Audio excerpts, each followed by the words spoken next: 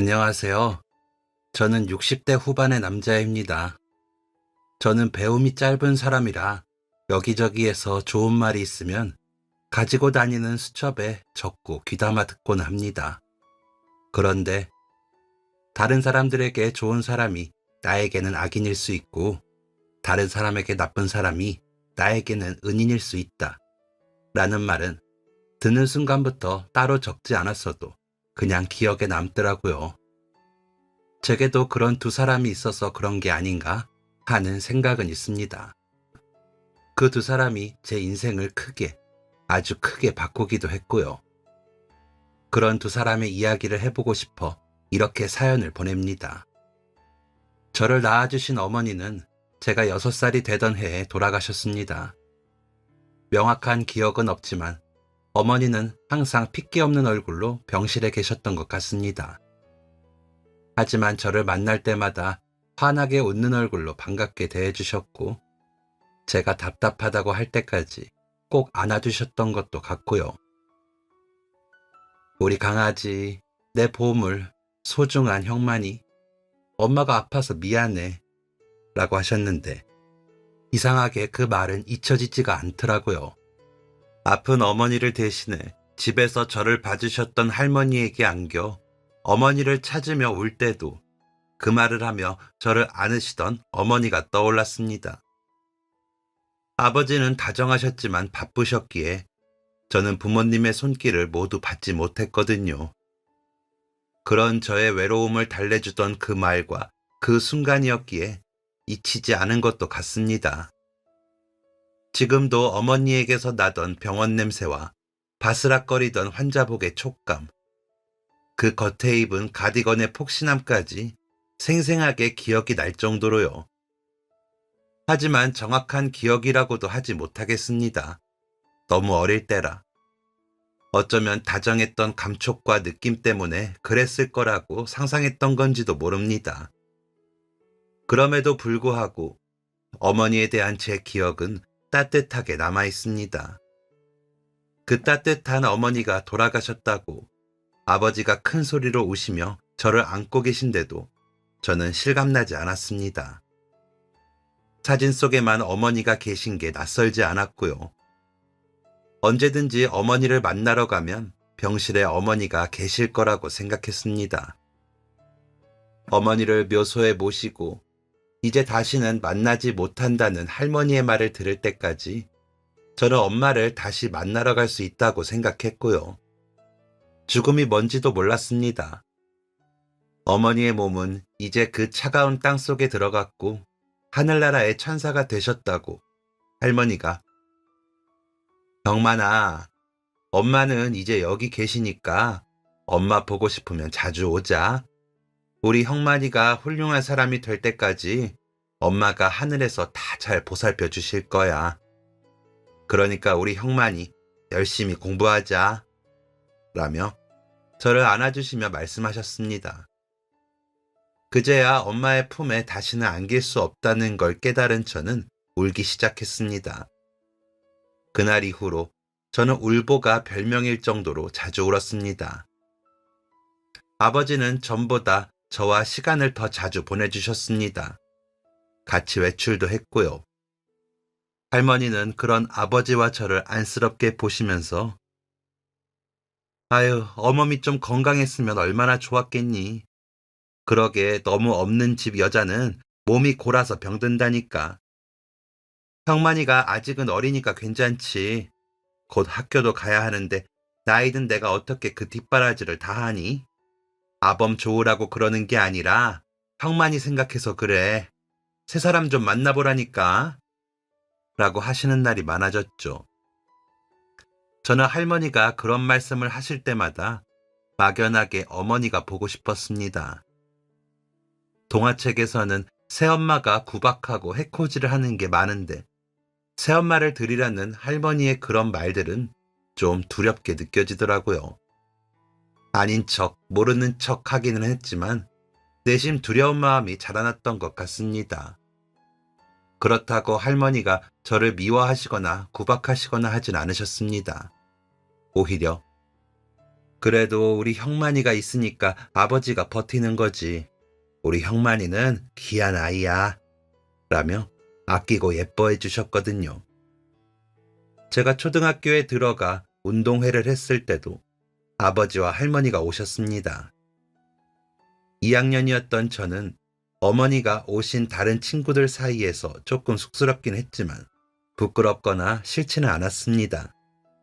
그런데 할머니는 아니셨나 봐요. 아버지를 더 채근을 하시더라고요. 운동장에서 우리 형만이만 엄마가 없잖니? 우리 형만이가 공부도 잘하고 운동도 다 잘하는데 그거 하나 부족하더라. 세상에 우리 귀한 손주 체면을 이 할미가 다 깎아 먹더라고. 라면서요. 할머니가 그러실 때마다 아버지는 아무 말도 없으셨는데 이상하게 그날따라 어머니, 형만이 봐주시는 거 힘드셔서 그래요? 우리 형만이 기도 안 죽고 괜찮던데 어머니 왜 그러세요? 형만이 엄마 그렇게 떠나간 지 이제 겨우 3년 됐어요. 저랑 결혼하고 아프기만 하다가 간 그 사람, 불쌍한 그 사람을 제가 어떻게 잊고 다시 사람을 만나요? 저는 못해요. 어머니, 애 보는 게 그렇게 힘드시면 가세요. 제가 혼자 해볼 테니까 상관 마시고요. 라며 화를 내셨습니다. 아버지의 말씀에 놀라신 할머니는 방으로 들어가시더니 한참을 안 나오시더라고요. 잘 시간이 되어 제가 들어가 보니 벽을 보고 앉아서는 훌쩍훌쩍 울고 계셨습니다. 방에 들어간 저는 할머니, 울지 마세요. 라며 할머니를 달래드렸죠. 할머니는 그런 저를 끌어안고 할미는 우리 형만이 보는 거 하나도 안 힘들어. 할미가 누구 덕에 사는데 애비 말에 너무 마음 쓰지 말어. 할미가 미안해. 라고 하셨습니다. 저는 그런 할머니를 꽉 안으며 같이 울었습니다. 어머니의 빈자리가 그만큼 채워질 수 있었던 건 할머니 덕분이라는 걸 저도 잘 알고 있었고 할머니가 저를 위해 주시는 마음도 잘 알고 있었으니까요. 구체적인 말로 정의할 수는 없지만 온몸으로 느끼고 있었기 때문이었습니다. 그런 할머니를 슬프게 하는 아버지가 밉기도 했지만 아버지도 불쌍했습니다. 어머니를 떠나보내고 아버지도 많이 힘들어 하시는 걸 알았으니까요. 그래서 그날 밤에 많이 울었습니다. 너무 슬프고 속상해서요. 어머니가 돌아가신 건 그렇게 오래도록 슬픈 일이라는 것을 그때 알기도 했습니다. 그 후로 할머니는 아버지와 한동안 대화를 하지 않으셨습니다. 아버지께 꼭 할 말이 있으셔도 저를 통해 하시곤 하셨죠. 아버지는 할머니께 직접 이야기하셨는데 할머니는 마치 아버지가 안 보이는 것처럼 보지도 않고 대답도 하지 않으셨습니다. 그런 할머니를 보며 저는 얼른 할머니의 마음이 빨리 풀리길, 할머니가 전처럼 웃는 얼굴을 했으면 하고 바랐습니다. 그러다 어느 날 아침에 할머니가 유난히 기분이 좋으시더라고요. 아버지가 큰 소리 내신 지 한 3주 정도 지났던 것 같습니다. 이제 할머니 기분이, 마음이 좀 풀렸나 보다 하고 저도 웃으며 학교를 향했죠. 그날 저녁, 아버지는 밖에서 드시고 오신다며 할머니와 저만 저녁을 먹었습니다. 저녁을 먹는데 할머니는 시계를 흘깃흘깃 보시면서 기분이 좋으시더라고요. 하지만 저는 어머니가 돌아가시고 저녁을 거의 밖에서 드신 적이 없는 아버지가 좀 낯설고 이상하다는 생각이 들어 기다리게 되었습니다. 동상이몽이라고 시계를 힐끗거리며 할머니와 저는 다른 생각을 하고 있었던 거죠. 저녁을 먹고 일기를 쓰고 잘 준비를 마치자 아버지는 귀가를 하셨습니다. 반가운 마음에 달려가 아버지께 안기며 왜 이렇게 늦으셨어요? 라고 묻는데 아버지 옷깃에서 전과는 다른 향기가 나더라고요. 아버지는 그런 저를 꽉 안아주시더니 미안, 앞으로는 안 늦을게 라면서 웃고는 할머니께 다녀왔어요 라고 하시더니 방으로 들어가셨습니다. 할머니는 제 잠자리를 봐주시고는 아버지 방에 건너가 한참을 안 오시더라고요. 두 분이 무슨 말을 나누시나 궁금했지만 점점 잠이 와 잠이 들고 말았습니다. 그날 이후 아버지는 약속과 달리 종종 늦으시는 날들이 많아졌습니다. 할머니가 하는 아버지 일이 전보다 바빠지셨다는 말을 믿었고 의심하지 않았죠. 제가 초등학교 4학년쯤 되었을 때 아버지는 한 여자와 팔짱을 끼고 집 대문을 넘어 들어오셨습니다. TV에 나오는 사람같이 예쁜 사람이었죠. 화사하게 화장도 하고 뾰족한 구두까지 신고 위아래 진한 빨간 양장을 입은 여자가 저희 집 안으로 들어오는 모습은 보고 있는데도 믿기지 않았습니다. 여자는 화려한 모습과 달리 조신하고 얌전한 목소리로 할머니의 물음에 답했습니다. 할머니는 그런 여자의 무엇이 그렇게 좋으신지 여자와 이야기하시는 내내 얼굴에 웃음기를 거두지 못하시더라고요. 아버지도 웃으셨습니다. 부끄러워하시는 것 같으면서도 여자를 보는 눈빛이 따뜻해 보이더군요. 여자는 할머니와 대화를 나누면서 저를 힐끔거리며 보더니 눈이 마주칠 때마다 쌩끗거리며 웃었습니다. 저는 웃는 여자의 눈빛에 부끄러워 할머니 뒤로 숨었고요. 한참 그렇게 대화를 하다가 할머니가 차려주시는 밥을 먹었습니다. 할머니가 하루 종일 음식을 하시더니 여자를 대접하려고 그랬던 거죠. 학교를 마치고 집으로 와보니 할머니는 음식을 잔뜩 하고 계시더라고요. 콧노래까지 부르시는 모습이 신나 보여 집에 잔치가 있구나 했죠. 집에서 그렇게 음식을 할 일은 제사 아니면 잔치였으니까요.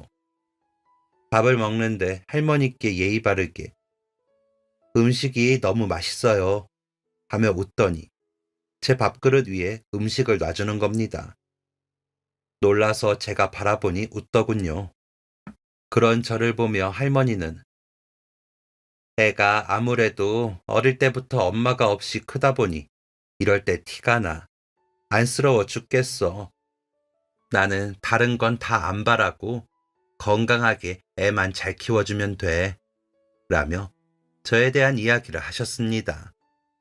그러자 여자는 어머니, 저는 민혁 씨가 처음 만나서 아이 이야기할 때도 말했지만 저는 원래 아이가 많은 가정을 꿈꾸며 컸어요. 워낙 형제가 없이 외롭게 자라서요. 그런데 제가 낳기도 전에 이렇게 듬직한 아들이 생겼는데 얼마나 좋아요. 라며 할머니의 손을 잡고 웃다가 저를 보더니 다시 빵긋하고 웃었습니다. 그 말에 저는 가슴이 쿵쾅거리는 게 느껴지는데 얼굴이 뜨끈해지더라고요. 저에게 아들이라고 하는 여자의 웃는 얼굴이 싫지 않았습니다. 새어머니이라고는 하지만 어머니라는 존재가 생긴다는 게 나쁘지 않더라고요.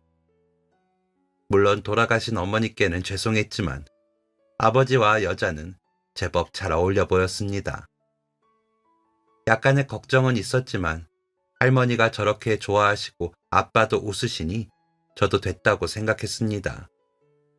여자는 그런 제 마음을 아는지 저를 보며 또 웃고요. 그렇게 여자가 다녀가고 몇 번 더 집으로 놀러왔습니다. 저는 그런 여자에게 예의 바르고 친절하게 보이려 애를 썼습니다. 아버지는 그런 여자와 저를 지켜보시더니 우리 형만이가 의젓하네. 고맙다. 라며 제 칭찬을 하셨습니다. 그러자 여자는 아버지와 제 사이에 얼굴을 밀어넣더라고요.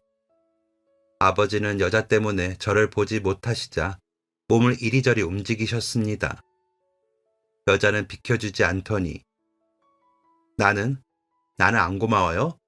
라며 콧소리를 내더라고요. 그러자 아버지는 하하하 소리가 나게 웃으시더니 고맙지. 내가 우리 선미를 얼마나 고맙게 생각하는데 그럼 이라며 여자를 달래시더라고요.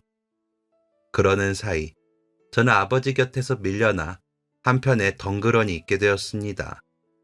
할머니가 부엌에서 상을 들여오시려고 오실 때까지 저는 그 상태였죠. 짧은 시간이었지만 저는 외로움을 느꼈습니다. 서늘한 기분이더군요. 아버지 앞을 가로막으며 힐끔 저를 보는 여자의 표정이 차가웠던 것 같았습니다. 그 차가운 표정이 자꾸 떠올랐지만 저는 잊으려고 노력했습니다. 왜냐하면 이제 그 여자는 저의 새어머니가 될 거니 좋아해야 한다고 생각해서요. 할머니가 이제는 내 어머니다 생각하고 살아. 결혼도 한 번을 안 했던 사람이 애 딸린 남자한테 시집 온다고 하는 걸 보니 나쁜 사람은 아닌 것 같아. 그러니까 진심으로 따르고 지내다 보면 친어머니처럼 되는 거야. 라고 하셨거든요. 그래서 서늘하고 차가웠던 그 기분은 그냥 저 혼자 마음에 담아두고 말았습니다. 아버지와 여자는 얼마 뒤 결혼을 하였습니다. 저와 할머니도 참석했습니다. 크게 하지는 않았고 양가 가족들이 모여 식사를 하며 인사를 하는 자리였죠. 여자 쪽 가족들은 외롭게 컸다는 여자의 말과는 다르게 제법 수가 많아 보였습니다. 아버지 쪽은 할머니와 저뿐이었는데 여자 쪽은 어른들, 형제들까지 여럿이더라고요. 여자의 어머니로 보이는 사람은 여러 이야기를 하던 중에 저를 보면서 에휴, 아무리 그래도 애 있는 남자와 결혼시키는 게 쉽지는 않았습니다. 라며 눈물을 흘리면서 손수건을 얼굴에 대고 어깨를 들썩이기 시작했습니다. 그러자 여자는 아유 엄마 나는 좋다니까 라며 말리는 채 하더니 같이 울더라고요. 할머니는 당황하여 저를 안고 얼굴을 감추셨고 아버지는 난감해 하셨습니다. 여자의 형제들은 전에 여자의 표정처럼 차가운 얼굴로 저를 보더군요. 제가 있으면 안 될 자리인 것 같아 안절부절하게 되었습니다. 그런데 아버지가 처음 선자리에 나올 때부터 그 부분은 알고 시작한 것이니 굳이 서운해 마시고 앞으로 저희 잘 살게 바라주십시오. 고맙게 생각합니다. 제가 더 잘하겠습니다. 라며 차분히 단호하게 이야기하시더라고요. 그러시더니 제 자식이어서가 아니라 형만이가 참 착하고 여린 아이입니다. 어지간해서는 미선 씨 속 안 썩일 겁니다. 저희 어머니도 계시고요. 라며 웃으며 저를 보셨습니다. 그랬더니 여자의 엄마는 눈치를 보듯 주변을 살피더군요. 그러더니 눈물을 그쳤습니다. 아니, 애초에 진짜 울기나 한 건지 모르겠더군요. 자리를 파하고 집으로 돌아오는데 할머니는 좀 화가 난 듯 보였습니다. 혼자서 망할 놈의 여편네가 돈을 그렇게 받아놓고 저렇게 딴소리를 해? 아이고 아주 약점을 잡았구만. 이라며 중얼거리시는 걸 제가 들었고요.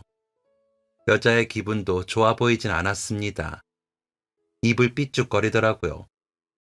하지만 아버지는 그런 여자를 전과는 다르게 달래주지 않으셨습니다. 그런 일이 있고 아무래도 기가 죽은 제가 집에 오자마자 방으로 들어가니 할머니가 따라 들어오셔서 저를 달래느라 여념이 없으셨습니다. 아버지 방에서는 여자의 목소리가 좀 들렸지만 곧 그치더라고요. 저녁 시간이 되어 밖으로 나온 여자의 눈은 퉁퉁 부어 있었습니다. 저도 보고 할머니도 보셨지만 왜 그러냐고 묻지도 않으시더라고요. 아버지는 여자가 저녁을 지으러 나오는데도 방 밖으로 나오지 않으셨습니다. 밥이 다 차려지고 나서야 나와 상에 앉으셨죠. 여자는 그런 아버지의 눈치를 보고요. 할머니는 여자가 차린 저녁을 마치 살피시듯 하나하나 간을 보는 것처럼 드셔보시더니 그래도 음식가는 좀 하는구나. 잘했다. 라며 칭찬을 하셨습니다. 물론 전처럼 웃는 얼굴은 아니셨습니다. 눈은 내리깔고 말투는 쌀쌀 맞았거든요. 할머니가 갑자기 쌀쌀맞게 대하자 심상치 않다고 여기며 눈치를 보는 탓인지 여자는 집안일도 열심히 하고 매일 웃는 얼굴이었습니다. 제 도시락 반찬도 정성스럽게 만들어 주었죠. 아침마다 보란 듯이 내보이면서요. 할머니는 그런 여자에게 점점 곁을 내주셨습니다. 하지만 전처럼 온전히 아니었고요. 저에게도 상냥하게 웃으며 잘해주었지만 이상하게 정을 많이 주지는 못했습니다. 스쳐 지나가듯이 보인 그 냉정한 얼굴이 계속 마음에 걸렸다고 할까요? 그러다 여자가 임신이라며 할머니께 전했고 할머니는 기뻐하셨습니다. 아유, 우리 형만이가 외동으로 혼자라 내가 그게 마음에 걸렸는데 터울이 져도 동생이 생겼구나. 그래, 잘했다, 잘했어. 천지신명님 감사합니다. 라며 기뻐하셨습니다. 12살에 제가 갑자기 형제가 생기는 게 좋진 않았습니다. 하지만 할머니가 그리 기뻐하시니 저도 같이 좋아해야 할 것 같아 그런 척 했죠. 제가 13살이 되던 그 봄에 아기가 태어났습니다. 인형처럼 작은 여자아이였죠. 동생이 태어나고 아버지가 집에 오셔서 전에보다 웃으시는 게 좋았습니다. 전에 매일 웃기는 하셔도 어딘가 슬픈 얼굴이셨는데 여자와 결혼 후에는 진심으로 행복하게 웃으셨으니까요. 그러면서도 여전히 저를 잘 챙기셨습니다. 동생이 생겼다고 해서 저를 덜 챙기거나 하시지 않아 고마웠습니다. 친구들이 동생 태어나면 저는 찬밥 신세일 거라고 했거든요. 여자는 제가 아이 곁에 가면 미세히 인상을 썼지만 할머니는 손녀를 봐 좋다며 자꾸 저더러 가서 오빠 얼굴 보여주라고 하셨습니다. 아기는 귀여웠지만 눈치가 보여 가까이 가지 못하면 할머니는 오빠인데 어때? 누가 뭐라고 해도 우리 집 장소는 형만이 너고 장소는 동생들도 다 잘 챙겨야 하는 거야. 형선이는 형만이 동생이니까 지금부터 챙겨야 해. 라면서 동생을 안겨주시기도 하고 기저귀를 갈게 하셨습니다. 여자는 어휴, 귀한 장손한테 이런 걸 시켜서 어쩌나. 어머니, 형만이 힘들어요. 라며 저를 위해 말리는 척 했지만 저는 알았습니다. 아기를 만지는 게 싫다는 것을요. 그때는 할머니가 모르시나 했지만 지금 생각해보면 알면서 그러셨던 것 같습니다. 혹여 제가 아기 때문에 서운해서 겉돌게 될까봐 그러셨던 것이죠. 그러다 할머니가 겨울에 친구 댁에 다녀오시다가 넘어지시면서 다치셨습니다. 며칠 앓다가 일어나면 될 거라고 했는데 못 일어나시더라고요. 왕진을 온 의사 선생님은 낙상이라며 연세가 있으셔서 일어나신다고 해도 아무래도 전처럼 생활은 못할 거라고 하시더라고요. 아버지는 그런 여자에게 매일 고맙다고 하셨습니다. 저도 고맙더라고요. 학교가 끝나면 달려가 할머니 곁에서 조잘조잘 이야기를 했습니다. 어머니와 했던 것 같은 기분에 마음이 많이 무겁더라고요. 그런데 여자가 어린 동생을 키우면서 할머니를 정성껏 돌봐주는 게 고마웠습니다. 그래서 저도 여자를 도울 수 있는 만큼 최선을 다해 도왔죠. 아이를 직접 보지는 못하니 빨래를 한다거나 청소를 하는 쪽으로 도왔습니다. 할머니는 그런 제가 힘들까봐 걱정을 하셨지만 여자가 병수발을 들어주니 여자에게는 별 말도 없이 고맙다고만 하시더라고요. 저에게는 미안하다 하셨습니다. 그래서 할머니, 그러니까 얼른 일어나서 날 풀리면 꽃구경 같이 가자 라고 했죠. 하지만 겨울 내내 누워 계시던 할머니는 봄이 오면 같이 꽃구경 가자는 저와 했던 약속을 지키지 못하시고 돌아가셨습니다. 돌아가시면서도 제 걱정뿐이셨죠. 아범아, 우리 형만이 잘 챙겨줘라. 아가, 미안하다. 라고 하신 게 할머니가 하신 마지막 말씀이셨습니다. 그리고는 며칠 주무시기만 하더니 돌아가셨죠. 아버지는 할머니가 돌아가시고 극심할 정도로 괴로워하셨습니다. 어머니가 돌아가셨을 때보다 더 힘들어 하시는 것 같았죠. 자신이 아들 노릇을 못해 할머니가 돌아가신 거라며 장례 내내 크게 우셨습니다. 아버지는 장례가 끝나고도 마음을 못 잡으시더라고요. 고작 초등학교 6학년이었던 제 눈에도 그게 보였습니다.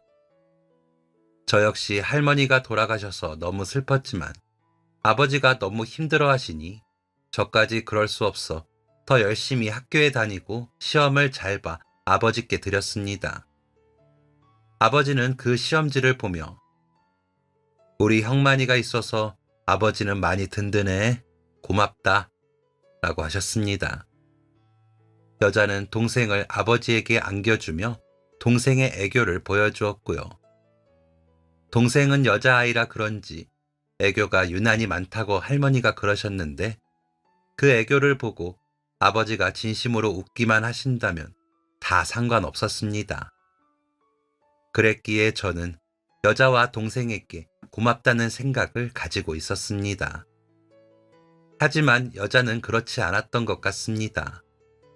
점점 냉정한 그 얼굴을 보이더군요. 특히나 아버지가 안 계실 때면 제가 숙제를 하는 시간에도 집안일들을 시키면서 짜증난다는 듯이 말하는 겁니다. 야, 이런 건 말 안 해도 해놔. 라며 명령하고요. 동생을 안고 저를 내려다보며 일을 시키는 여자의 모습은 동화책 속 계모였습니다. 당황스럽기도 하고 자존심도 상했지만 겨우 진정이 되어가는 아버지께 이런 문제로 정신없게 하고 싶지 않았습니다. 그냥 저 혼자 삭히고 참았죠. 그러다가도 아버지가 계시면 전처럼 제게 잘했기에 넘길 수 있었습니다. 시집 오자마자 할머니 눈치 보랴, 할머니 병수발을 하며 아이를 키우느라 새엄마도 힘들 거라고 하셨던 할머니의 말씀이 떠올라 참아보려고 했던 거죠. 하지만 아버지가 안 계실 때면 여자의 폐악질은 점점 심해졌습니다. 한 번은 제 뺨에 손을 대기도 하더라고요. 전 같으면 일어날 수 없는 일이었습니다. 제가 놀라 뺨을 붙들고 여자를 바라보자 뭘 봐? 라며 방으로 휙 들어가는 여자와 동생을 보며 저는 자리에 서서 눈물을 뚝뚝 흘리며 울어버렸습니다. 너무 서럽고 마음까지 아파지더라고요. 그런 눈빛과 행동은 처음이었습니다. 그래서 크게 다가왔던 것 같습니다. 하지만 그게 시작이었습니다. 어떤 날은 발로 제 등을 밀어 넘어뜨리기까지 하더라고요. 마음만 먹으면 피하고 막을 수도 있었겠지만 그때는 그러지도 못했습니다. 그러다가도 아버지 앞에서는 세상 저를 위하는 듯 바위에 반찬을 얹어주는 걸 보고 기가 막히고 화가 올라왔지만 차마 뿌리치거나 화도 못 내고 참았습니다. 아버지가 그 모습을 보시고 웃으셨거든요. 슬픈 눈을 하셨다가도 웃으셨습니다. 고맙다고, 덕분에 안심이 된다고 하시는데 제가 거기에 재를 뿌릴 수가 없었습니다. 그래서 아버지를 위해 참고 또 참았습니다. 그러다 제가 더 크면 못 그러겠지 했죠. 동생의 돌잔치 날이 다가오자 여자는 제게 너가 알아서 눈치껏 빠지란 말이야. 너까지 거기서 뭐 하려고. 우리 형선이가 주인공인데 너가 있으면 남들이 뭐라고 하겠어? 엄마 없이 자란 게 뭐 대수라고. 다들 대견하다, 대단하다. 우리 형선이 첫 생일날까지 그런 얘기 듣게 하고 싶지 않으니까 눈에 띄지 마라. 그날은 너가 알아서 나가서 들어오지 마. 라면서 저에게 협박을 하더라고요. 그 자리에 있으나 마나 제게는 큰 의미는 없었지만 그래도 배척당한다는 생각에 그 말대로 하고 싶지 않았습니다. 집안의 경사이니 함께 해야 한다고 생각했고요. 할머니 말씀처럼 제 동생 제가 챙겨야 한다고 생각이 들기도 했습니다. 그래서 동생의 돌잔치 날에 일부러 나가 있다가 시간보다 조금 늦게 들어왔습니다. 아버지는 병만아 어딜 갔었어? 찾았잖아. 라며 저를 챙겨 동생 곁에 세우셨습니다. 여자의 얼굴은 울그락불그락해지는 게 보이는데 억지로 웃어 보이더군요. 여자의 가족들은 저를 위아래로 훑겨보며 쑥덕거렸고요. 아버지와 함께 회사를 다니는 분들은 저에게 아는 체를 하며 어휴 우리 형만이 잘 큰 것 좀 봐. 이제는 아기가 아니구나. 소년이다. 동생도 그렇게 잘 본다면서 아버지가 매일 칭찬하시느라 입에 침이 마를 날이 없다. 대견하다. 고 하셨습니다. 여자가 싫다고 했던 순간이 이런 순간이구나 싶어. 동생이 참 예뻐요. 애교도 많고요. 그래서 안 예뻐할 수가 없어요. 라며 동생 칭찬을 했습니다. 그러자 그분들은 저를 더 칭찬해 주시더니 아버지께 듬직한 아들과 예쁜 딸이 있어서 좋겠다면서 덕담을 해주시더라고요. 여자는 그 모습을 억지로 웃으며 지켜보면서 숨이 거칠어지는 게 보였지만 지켜보는 눈이 많아 그런지 저에게 함부로 하지는 못하더라고요.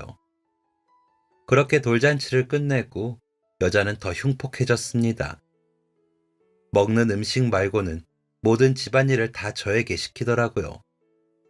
음식은 아버지께 들킬까봐 그러는지 시키지는 않고 설거지, 빨래, 청소는 다 제 차지로 미루었습니다. 그러는 와중에도 아침에 도시락을 펼쳐놓는 건 여전했죠. 아버지는 여자가 싼 도시락을 보며 병만아, 어머니가 너무 맛있게 예쁘게 싸주신다. 잘 먹고 열심히 공부해야 한다. 라며 축혀 세워졌습니다. 학교 친구들도 제 도시락을 보고 좋겠다며 한 번만 먹게 해달라고 할 정도였습니다. 하지만 저는 그 도시락을 먹으며 마음이 편하지 않았습니다. 도시락에 정성이 더 들어간 날일수록 여자가 더 화를 내는 날이 될 거라는 두려움이 있었거든요. 여자는 도시락을 잘 싸준 날마다 제게 더 크게 화를 냈습니다. 뭔가 터뜨리기 전에 예고편 같은 느낌이었기에 저는 도시락이 좋지 않았습니다.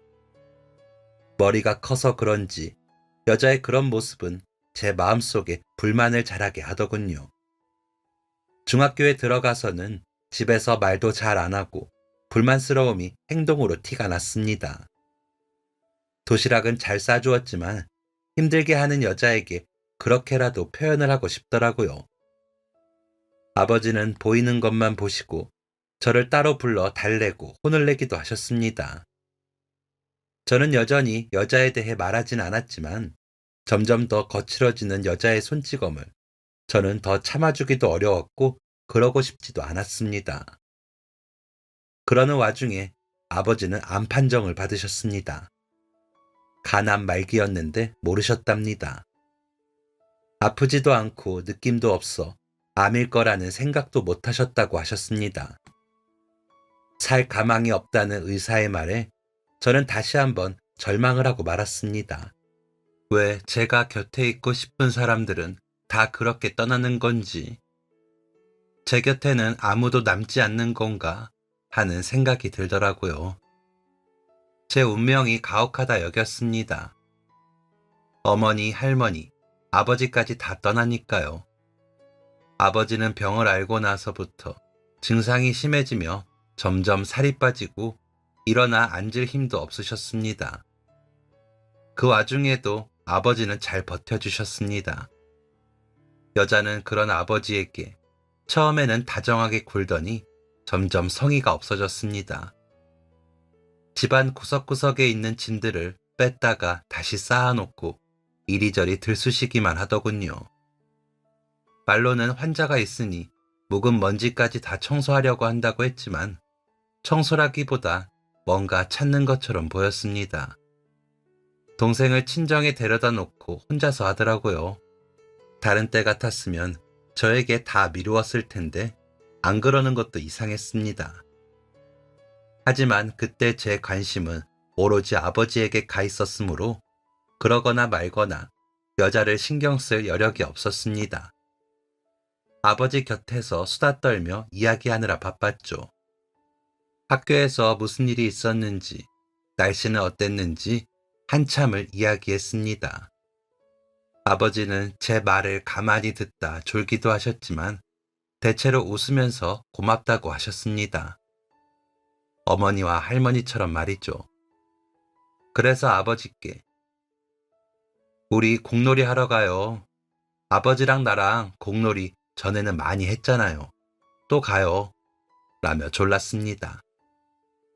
아버지는 제 말에 고개를 끄덕이시더니 우리 형만이 아버지가 많이 미안해. 많이 사랑하고 어머니랑 형선이 잘 부탁한다. 라면서 잠이 드셨습니다. 그렇게 아버지는 제 곁을 떠나셨습니다. 제가 고작 15이었는데 말이죠.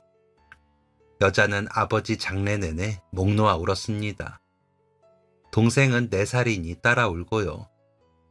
세상에 오로지 저만 남은 기분이었습니다. 울기만 하느라 정신이 없었죠. 아버지 장례가 끝나고 학교를 다니면서도 제정신이 아니었습니다.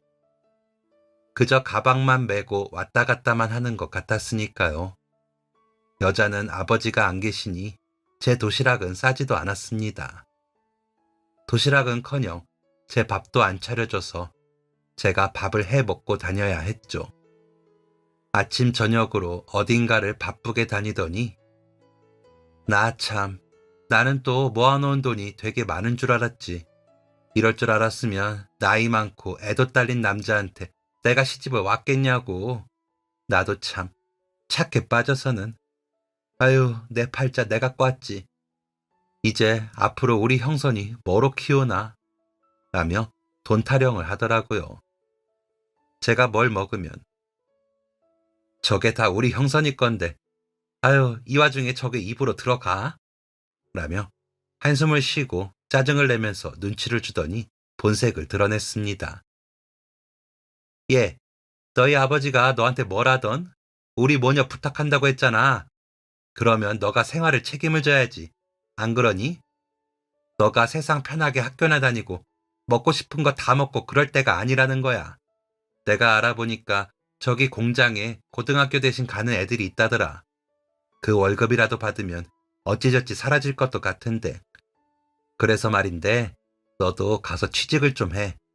내가 이 어린 것 떼어놓고 일을 할 수가 없잖니. 라고 하더라고요. 저는 그 말을 따를 수밖에 없었습니다. 집을 지키는 거라 생각했거든요. 제가 집안의 장손이니 그렇게 하는 게 맞다는 생각이 들었습니다. 동생도 키워야 하는데 돈이 없으면 안 된다는 생각만 한 거죠. 하지만 그건 여자에게 제가 속은 것이었습니다. 나중에 우연히 만난 아버지 아시는 분에게서 들은 이야기로 아버지 유산은 꽤 있었고 저와 제 동생이 대학까지 다니고 결혼까지 시킬 수 있었을 거라고 하시더라고요. 저는 그런 것도 모르고 여자의 말에 속아 공장에 나가 일을 했습니다. 학교를 그만두고 교문을 나설 때는 어찌나 울었는지 머리가 아플 지경이었죠. 중학교도 졸업을 못하고 저는 새벽에 일을 나가 저녁때가 돼서야 집에 돌아갔습니다. 집이 전과 조금씩 달라지고 있는 것 같았지만 그것까지 신경 쓸 기운이 없더라고요. 여자는 아버지와 처음 집에 올 때처럼 화려해진 모습이었습니다. 동생은 제대로 보살피겠지 했지만 아이 꼴이 그런 것 같지도 않았고요. 여자의 친정 식구들은 제 집인 것처럼 자주 와 있었습니다. 저를 보고도 모른 척하기에 저도 딱히 인사를 하지 않고 지내며 지나쳤죠. 월급을 받으면 그대로 여자에게 건네고 거기서 한 달 용돈을 받았습니다. 차비만 하기에도 빠듯하게 주면서 오히려 여자가 생색을 내더라고요. 아꼈어. 힘들게 벌어서 펑펑 쓰면 나중에 거지 된다. 라고 하는데 기가 막혔습니다. 제가 번 돈으로 생활비를 한다고 했는데 분명 딱 봐도 더 많이 쓰는 게 보였습니다. 그때는 그 돈이 다 어디서 날까 했지만 나중에 그 돈이 다 아버지 유산이었던 거죠. 저는 그것도 모르고 빚을 내서 쓰는 건 아닌가 싶어 마음만 졸였습니다. 그러면서 왜 여자에게 말도 못 해봤냐고요? 여자가 동생을 놓고 도망갈까 봐요. 공장에서 같이 일하는 아저씨가 가족이 어떻게 되냐 물으셔서 대답을 했더니 너희 새어머니 잘해드려라. 그러다 애 놓고 새살림 낸다고 도망이라도 가면 그때는 너 어쩌냐? 여자들은 잘 그러거든. 우리 마누라도 그러더라. 라고요. 그 말을 듣고 나니 동생이 저처럼 엄마 없이 자랄 생각에 두려워졌습니다. 저는 할머니라도 계셨지만 동생이 저와 남는다면 더 힘든 상황이 될 테니까요. 그 어린아이를 제가 업고 일을 다닐 수도 없는 노릇이라 생각했습니다. 그래서 아무 소리도 못하고 여자가 원하는 대로 해주는 수밖에 없더라고요. 힘들었지만 그때 제게는 그게 최선의 방법이라고 생각했습니다. 어찌됐건 여자는 제 어머니였고 다른 사람들 모두 의붓 아들까지 돌본다며 칭찬하는 사람이었기에 제가 그렇게 하는 게 맞는 줄 알았으니까요. 그렇게 또 그런 삶에 적응을 하며 저는 18이 되었습니다. 공장에서의 일은 단순했지만 위험했기에 매일 살얼음판을 걷는 것 같았습니다. TV에서 보셨겠지만 자칫 실수하면 다치는 것은 물론이고 목숨도 위험한 일이었죠. 그래서인지 공장에서 일하시는 분들 모두 일할 때만큼은 무서우셨습니다. 특히나 사장님은 입이 거칠기로 유명했고 사장님의 말에 그만두는 사람도 많았죠. 오죽하면 사장님 별명이 욕쟁이였습니다. 나가는 사람마다 내가 아무리 못 배우고 이런 데서 일을 한다고 해도 어떻게 저렇게 말하냐? 월급 생각하면 내가 참으려고 했는데 이건 아니야. 내가 저 인간 보기 싫어서 관둔다. 라고 하는 걸 직접 듣기도 했습니다. 괄괄한 목소리로 공장 여기저기를 다니며 조금만 실수를 해도 크게 소리치고 나무라고 그것도 모자라 지나치다 할 정도로 욕을 퍼붓는 사람이었거든요. 물론 실수를 하기는 했지만 그렇게까지 할 필요가 있나 싶은 생각이 들게 했습니다. 저도 몇 번 당해 사장님만 나타나면 긴장을 하면서 더 조심하게 되긴 하더라고요. 그러던 어느 날, 다른 날보다 조금 일찍 출근해 기계 돌리기 전에 쉬고 있는데 공장 안쪽에서 소리가 들려 가보니 사장님이 혼자 기계 속에서 고치고 계셨습니다. 굉장히 위험한 상황이었죠. 기계가 돌아가면 안으로 말려 들어갈 수 있으니까요. 저는 놀란 마음에 사장님, 나오세요. 제가 앞쪽에다가 사람들 보이게 기계 조작 버튼 만지지 말라고 쓰고 올게요. 거기 혼자 들어가셔서 뭐 하세요? 라고 소리치는 동시에 기계가 움직였습니다. 누군가 그 사이 출근해 습관처럼 버튼을 누른 거죠. 저는 따로 잴 것도 없이 몸을 날려 사장님을 당겨 밖으로 빼냈습니다. 다행히 사장님은 바깥으로 나오셨고 무사하셨습니다. 그러나 차마 제 왼손은 못 빼서 엄지와 검지를 제외한 나머지 세 손가락은 뭉개졌죠. 사장님을 구하는 데만 신경 쓰다 보니 왼손을 기계 위에 그냥 두었던 거죠. 사장님은 괴로워하는 저를 업고 병원으로 달려가셨습니다. 그 뒤로는 기억도 안 납니다. 그냥 너무 괴로웠다는 것밖에는 모르겠더라고요. 손가락은 절단이면 붙여라도 볼 텐데 뭉개지는 바람에 복원은 꿈도 못 꾸고 바로 봉합수술을 받아야 했습니다. 저는 왼손 절반이 사라진 장애를 갖게 된 거죠. 연락을 받고 나타난 여자는 사장님에게 강력하게 항의를 하며 화를 냈습니다. 마취에 깨어나며 들은 여자의 앙칼진 목소리에 나를 식구로 생각은 했구나 했죠. 하지만 제가 어느 정도 회복이 되자 이제는 혼자 있을 수 있지? 내가 그동안 병원 오가며 너무 힘들었던 거 알지? 마지막까지 치료 잘 받고 퇴원해. 앞으로 일도 못하는데 치료라도 잘 받아야지. 하더니 가고는 연락이 끊겼습니다. 속옷이 필요해 전화를 했는데 없는 번호라고 하더라고요. 어차피 눈으로만 제 병간을 했기에 속옷 정도 가져다 주는 일만 했는데 연락이 아예 끊기게 되니 마음이 조급해졌습니다. 당장에 외출하려 했죠. 하지만 병원에서 못 나가게 해 문병을 오신 사장님께 집에 전화가 이상해요. 집에 가봐야 할 것 같아요. 라고 말씀드렸더니 대신 가주신다고 하셔서 좀 알아봐 달라고 부탁을 드렸습니다. 별별 생각이 다 들더라고요. 다녀오신 사장님은 집은 벌써 다른 사람이 살고 있더라. 이사 온 지 며칠 됐대. 동네 복덕방 가보니까 집도 급하게 팔고 이사 갔대. 하도 난리를 쳐서 보상금도 내가 먼저 줬는데 어쩌냐. 미안하다. 나 때문에 너가 인생을 망치는구나. 라며 우시더라고요. 사장님이 하시는 말씀이 하나도 안 믿겼습니다. 아무리 그래도 7년을 어머니 아들로 살았는데 이런 사고를 당하자마자 저를 두고 도망쳤다는 게 믿기지가 않더라고요. 제가 퇴원도 안 했는데 말이죠. 그나마 다행인 건 동생을 데리고 갔다는 거였을까요? 돌아가신 할머니와 아버지가 보고 싶었습니다. 차라리 그분들을 따라갈까 생각했죠. 몸은 이런데 보상금까지 다 날리고 퇴원을 한들 제가 어떻게 살아야 할지 절망적인 생각만 떠오르더라고요. 눈물만 흘리고 있었습니다. 사장님은 그런 저의 어깨를 안으시더니 병만아, 일단 살자.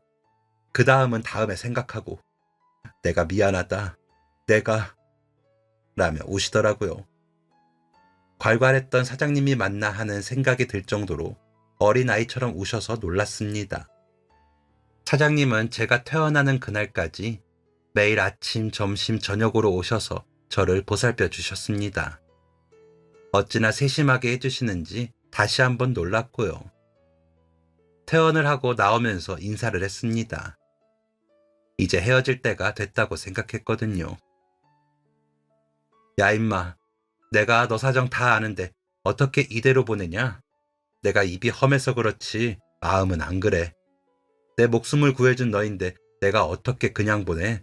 같이 가자. 가서 사무실 일을 배워. 오른손은 쓸 수 있잖아.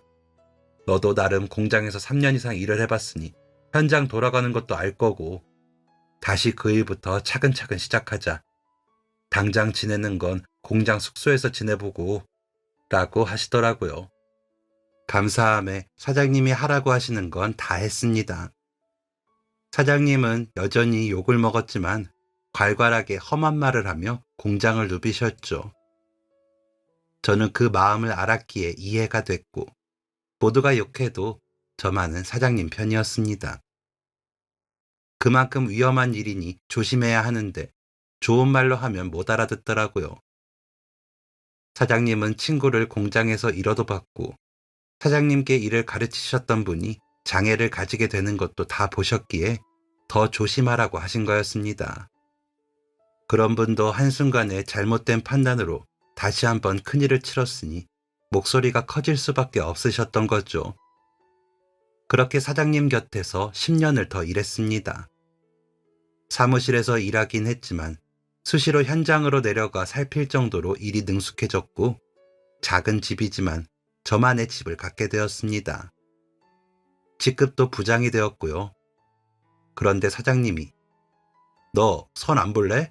하시기에 어떤 여자가 저 같은 놈한테 시집을 와요. 그냥 이러고 사장님이랑 살래요. 라고 웃었습니다. 그러자 사장님은 야 너가 어때서 내가 아는 아주 예쁜 여자가 있는데 너 좋대. 사람이 믿음직스럽다고 라고 하시기에 어떤 정신없는 여자가 제가 좋대요. 됐다고 그러세요. 저는 여자 믿지도 않고 그냥 혼자 사는 게 편해요. 라고 했죠. 사장님은 어이없다는 표정으로 저를 보시더니 내 딸이 뭐 어때서? 야 너보다 5살이 어린데 예쁘지 고등학교까지 다 나왔지 사장 딸이지 그럼 됐지 뭐가 더 필요하냐? 라며 화를 내듯이 말씀하시더라고요. 저는 너무 놀라 뒷걸음질을 쳤습니다. 그리고 정신을 차려보니 결혼식장이더라고요. 아내는 몇 번 마주칠 때 본 것보다 진짜 더 예뻤습니다. 그래서 결혼하겠다 했죠. 그랬더니 일사천리로 결혼이 이루어져 결혼식을 하고 있더라고요. 그렇게 부부가 된 저희는 잘 살았습니다. 사장님, 아니 장인어른 일도 잘 됐고요. 아이들도 셋을 낳고 크게 다투거나 문제없이 잘 지냈습니다. 덕분에 마당 딸린 집에 기사님과 가사 도우미 분을 두고 살 수 있었습니다. 그런데 오래 일하셨던 분이 나이도 많이 들고 힘들다며 일을 그만두셨습니다. 아주머니를 새로 구해야 한다며 아내가 입이 삐죽해졌더라고요. 그래서 어디 반찬집에서 일하시는 분들 없나? 입에 맞았던데 없어요? 거기로 알아봐.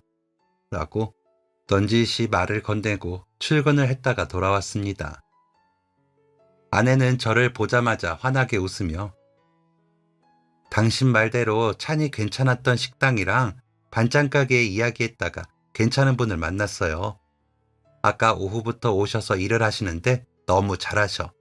밝기도 밝으시고 저 앞에 기사 식당에서 일하시던 분인데 식당에서도 너무 밝으셨대요. 라며 인사를 시켜주더라고요. 저는 반갑게 인사를 하며 아이고 앞으로 잘 부탁드립니다. 라고 하다가 깜짝 놀라 뒤로 넘어갈 뻔했습니다. 그 여자더군요. 나이가 들고 전보다 허름해지긴 했지만 분명 그 여자였습니다. 여자는 저를 못 알아보는지 눈을 맞추고 웃더니 어휴 사장님 인상이 너무 좋으세요. 제가 앞으로 맛있는 것만 해드릴게요. 혹시 청소나 빨래 더 신경 쓸 게 있나요? 라고 하더군요. 어이도 없고 그 많은 돈은 다 어쩌고 저러고 있는지 부하가 치밀었습니다. 아버지의 재산까지 함부로 날렸다고 생각하니 화가 나더라고요. 저 모르시겠어요? 원수는 외나무다리에서 만난다더니 이렇게 만나지네요. 어머니! 라고 했더니 그제야 저를 다시 보던 여자는 놀라더니 말도 없이 짐을 싸 나갔습니다. 어지간해서는 화를 내지 않는 제가 그 여자를 보고 화를 내니 아내도 놀랐죠. 사정을 다 들은 후에야 아내는 미안해요. 그런 사람인 줄도 모르고 잘 웃고 말투도 친절한 게 사람이 너무 좋아 보이더라고요. 라며 속상해했습니다. 며칠 뒤 여자가 일하던 식당으로 연락을 해 여자 사는 곳과 연락처를 물었습니다. 그렇게 가서 어떻게 사는지, 이제는 나이가 들었을 동생은 어쩌고 있는지 궁금해서요. 그런데 저는 더 이상 여자에 대해 알아낼 수가 없었습니다. 그럴 필요가 없어졌죠. 저희 집에서 도망치듯 떠난 그날 무단횡단을 하다가 교통사고가 났고 그 자리에서 사망했다고 하더라고요. 장례도 못 치르고 화장이 되었대요. 연락이 닿는 가족이 없어 무연고 처리가 됐다는 말만 전해 들었습니다. 식당 아주머니 말로는 딸은 미국으로 시집갔다고 했다고 했는데 간간히 젊은 여자가 가게 앞으로 와 돈을 받아가는 걸 봤다고 하시더라고요. 항상 웃고 친절하고 일 잘하니 일은 시켰는데 워낙 거짓말도 심하고 허풍도 심해서 하는 말을 다 믿진 않았다고도 하셨습니다. 그런데 그 딸은 돈만 받아가고 엄마 장례도 안 치러졌냐고 물으시는데 뭐라고 할 말이 없더라고요. 어쩌다 아이가 그렇게 컸을까 싶었습니다. 남들에게 좋은 사람, 남들에게 나쁜 사람이라고 불리는 사람들이 제게는 나쁜 사람, 제게는 좋은 사람으로 남았습니다. 그러려니 하고 살고 있지만 저도 나이가 드는지 자꾸 돌아봐지네요. 그러면서 저는 좋은 사람일지 나쁜 사람일지 생각하게 되고요. 여러분은 어느 쪽이신가요? 한번 돌아보시고 지금이라도 어떻게 남으실지 생각해 보시는 게 좋지 않을까요? 지금까지 사연 들어주셔서 감사합니다. 사연이 재밌으셨다면 구독과 좋아요를 눌러주세요. 감사합니다. 안녕히 계세요.